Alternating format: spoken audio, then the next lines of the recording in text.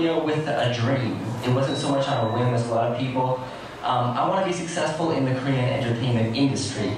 And that's a little bit strange. The reason is because I'm a really huge fan of K-pop and a lot of Korean actors. I want to meet them and I want to work with them. So I'll tell my story about how I came here with like no money and to where I am now, which is semi-successful. So I first came over here and I was living in a goshiwon. Does anybody know what that is? Has anybody had that experience living in a goshiwon before? You have? It sucks. It's horrible.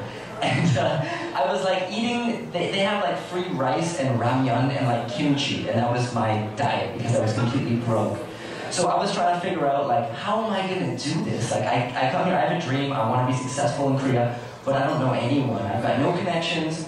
I'm living in a goshiwon, it was ridiculous. So my lucky break kind of came. I sent emails. You know, the thing you do is you send, there's several foreigner model agencies in Seoul. So I sent my profile, my pictures and all that sort of stuff. And I finally got a phone call. Hey, come to audition for this thing. So I was too hungover and I didn't go. So I thought, like, I just blew my only chance, you know? But luckily, the same agency called me for another audition for a children's television program on EBS, EBSE, the like English teaching one, which the program is insane. But anyways, I went to the audition. They had me and this other guy, like, be Romeo and Juliet, so that was kind of weird. But I got the part, and I found out that, like, the other three actors were all quite famous and had done a lot of work, so I got one of the main roles in that show, and that was kind of my big break that allowed me to get the visa that I need. That's kind of the main point here. Because the thing is, like you guys know, like the visa situation in Korea, it's so specific. It's like, you're going to be an English teacher, you have an E2, you teach English. You want to be an entertainer, you need an E6, which is like notoriously difficult to get. So doing EBS allowed me to get the E6 visa, which is awesome. So I was able to continue doing other work. And I rap in Korean, by the way. That's kind of my thing, just to throw that out there. So I ended up getting on a show called Star King. Do you guys know that show? Yeah, so that was also, so EBS was lucky. I was pretty lucky. I did the audition, got the part, cool. Star King is like the opposite. It was like, when I first got to Korea, they offered me an audition because I had a video on Naver that was me rapping a Korean song. For those Koreans here, it was Epic High, and the song was 평화의 날. So I recorded myself in a norebang, and it got like 60,000 hits, and then Star King saw it, they called me to audition, and I just totally failed. It was I couldn't speak Korean, my pronunciation was off, they didn't want me. So I made it my goal to get on the show again. So for the next year, while working in this EBS Kids TV show, which is insane, it's like dressing up in bear costumes and like all sorts of crazy shit, and lip-syncing very poorly to various songs and dancing. And the awesome thing was, we made a game of it. Whenever there was like a song and dance routine, we tried to be like as stupid as possible, you know, and see if they would let us do it. They always let us do it. We just make up dances that were outrageous. So that was kind of fun. But anyway, so during this time I was kind of in training. Basically, I went to the original Star King audition with one song. So I thought, okay, I need to learn a bunch of popular Korean rap songs from nowadays. So I have a repertoire, and I went so far, I was thinking like, okay, what else can I do that's kind of crazy when I audition next time? So I actually I hired a private teacher to teach me K-pop dance, and girls dance. I was like learning like Girls' Generation, crazy shit like that. It's pretty ridiculous. But anyway, so a year went by, I was in training doing all these songs, I was like pretty much ready. I'm like, okay, how am I going to, I guess this is lucky too actually, I was like, how am I going to audition for Star King again? How do I get back in touch with them? And I was surfing Craigslist, and randomly under the community section, someone had posted, I'm so-and-so from Star King, and we're looking for foreigners to audition. This was like right at the time that I felt I was prepared to audition again. So I replied, I sent some videos, and they had me come in again. So I threw everything at them. I like edited one MP3 file that was like sections from 6 different Korean rap songs, so that they'd just be like, they'll be blown away, you know? And then I did my like Girls' Generation dance and stuff like that. And they were hardcore. The main the writer who was like overseeing this whole thing, she was like very evil.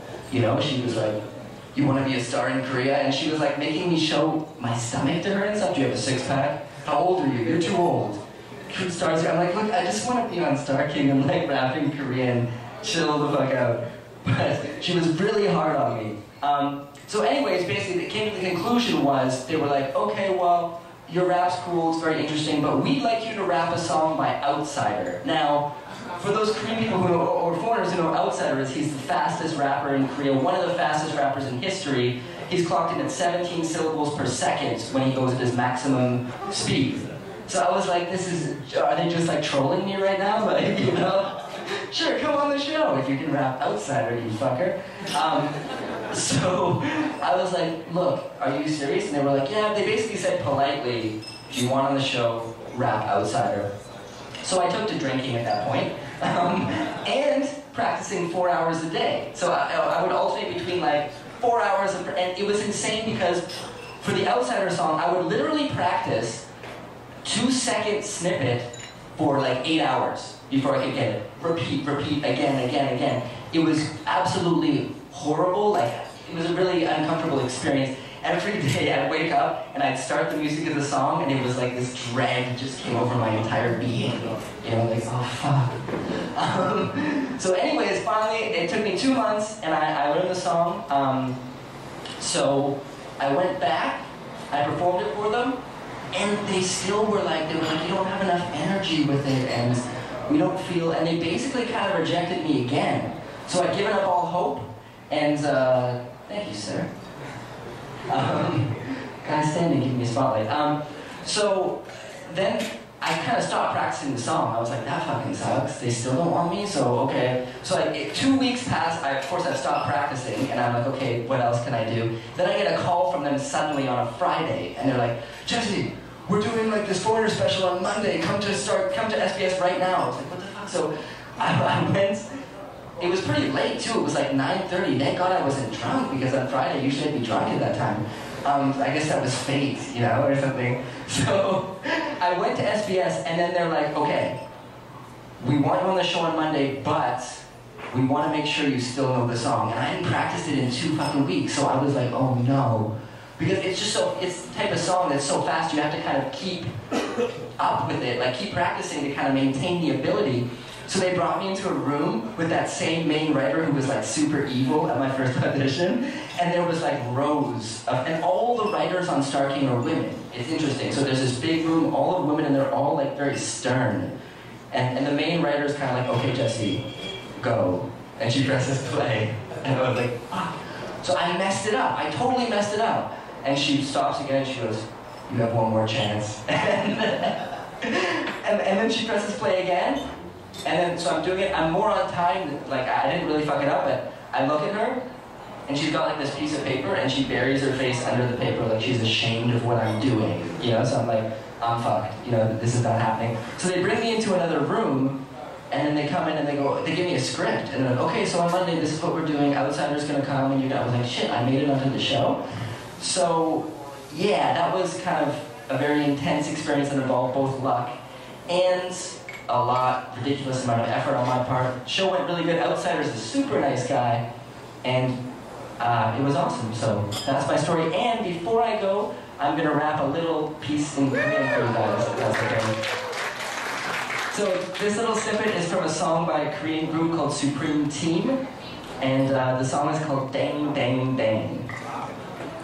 뿌리야 부르르가 나타났어 대처마 안에 도도에 119 보석처럼 이 자리는 빛내는데 baby say one more time 남자들은 완전하게 가라오는 새가 내 어깨에서는 어려 썰는 빛만 통해 도낀 장이 다 뿌려 모르같이 어려 부르면 전국이랬죠 그 공개 속에 너는 봄은 좀비 물 한 번 시원하게 버려주면 흔들리 목은 펴벗은 버지 클럽 안에 아까들부터 길거리 구약말을 같이 발등에 불덩 떨어진 듯 날리는 모습이 아름답지 감사합니다. Thank you.